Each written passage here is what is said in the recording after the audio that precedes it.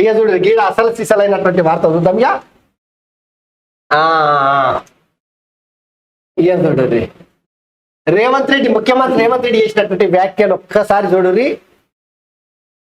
మా ఎమ్మెల్యేలను టచ్ చేస్తే మాడి మసి అయిపోతావు బిడ్డ, ఇక్కడ కాపలా ఉన్నది హైటెన్షన్ వైర్ లాంటి రేవంత్ రెడ్డి. కేసీఆర్ కు ముఖ్యమంత్రి హెచ్చరిక. నీ పార్టీ ఎమ్మెల్యేలే నీతో ఉంటలేరు, నీ కారును ఇక ఇనుప సామాన్లోకి అమ్ముడే, నువ్వు మా దిక్కు చూసుడు కాదు, నీ దొడ్లే ఎంతమంది ఉంటారో చూసుకో. బీజేపీ బీఆర్ఎస్ రూపాయికారి ఒప్పందం, కేసీఆర్ ను ఇంటికి పంపినట్టే మోదీని జనం గద్దె తీస్తారు. మహబూబ్నగర్ కార్నర్ మీటింగ్, మహాబాద్ సభలో సీఎం వ్యాఖ్యలు. ఇక చూడరు. సో రేవంత్ రెడ్డి చేసినట్టు వ్యాఖ్యలు 10 ఏళ్ళు మోదీని చూసినాం, కేసీఆర్ ను చూసినాం. గత డిసెంబర్ లో కేసీఆర్ బొందబెట్టినాం, ఈ ఎన్నికల్లో మోదీని ఓడగొట్టి పౌరుషాన్ని చూపించాలి. దొంగ దెబ్బ తీయాలని బీజేపీ బీఆర్ఎస్ కుట్రలు చేస్తున్నాయి. అందరూ అప్రమత్తంగా ఉండాలి, లేకుంటే తాబేలు కుందేలు కథ అవుతుంది. కాంగ్రెస్ కార్యకర్తలు ఉరకాల్సిన పని లేదు, నడిస్తే చాలు, ఎవరేం చేయలేరు.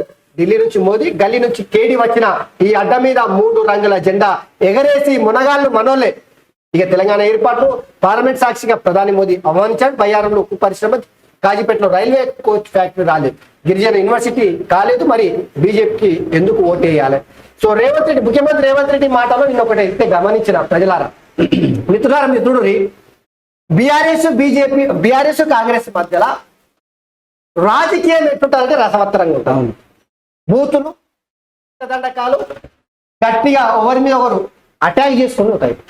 కానీ బీజేపీ కాంగ్రెస్ మధ్యలో తెలంగాణలో రాజకీయం ఎట్లా ఉందంటే నిజంగానే ఒక బాధ్యతాయుతమైనటువంటి పక్షాలుగా పోట్లాడుతున్నారు. రాజకీయంతోనే పోట్లాడుతున్నారు. ఎక్కడ కూడా పరుష పదజాలం కానీ, గల్లలు పట్టుకుని తన్నుకున్నంత పనిచేసుడు కానీ, లేదంటే ఇక వాళ్ళకాడికో దుల్లకాడికో పోయేటోడు మాట్లాడుకునే మాటల్ని కానీ ఎక్కడ ప్రయోగిస్తలేదు.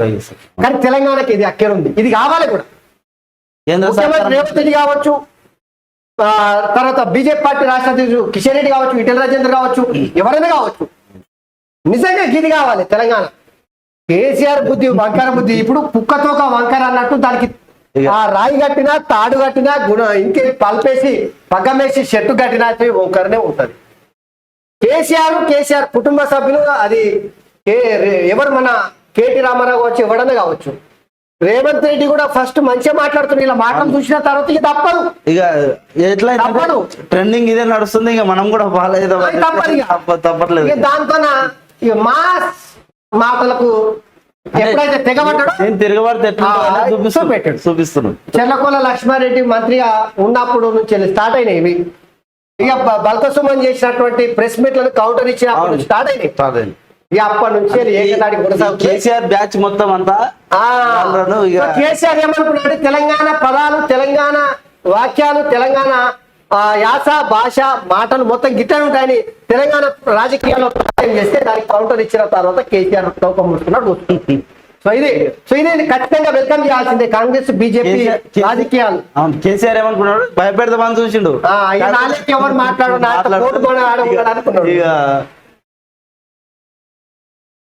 ఇంకా చూద్దాం. ఇది రేవంత్ రెడ్డి నిన్న మీటింగ్ సందర్భంగా మాట్లాడినటువంటి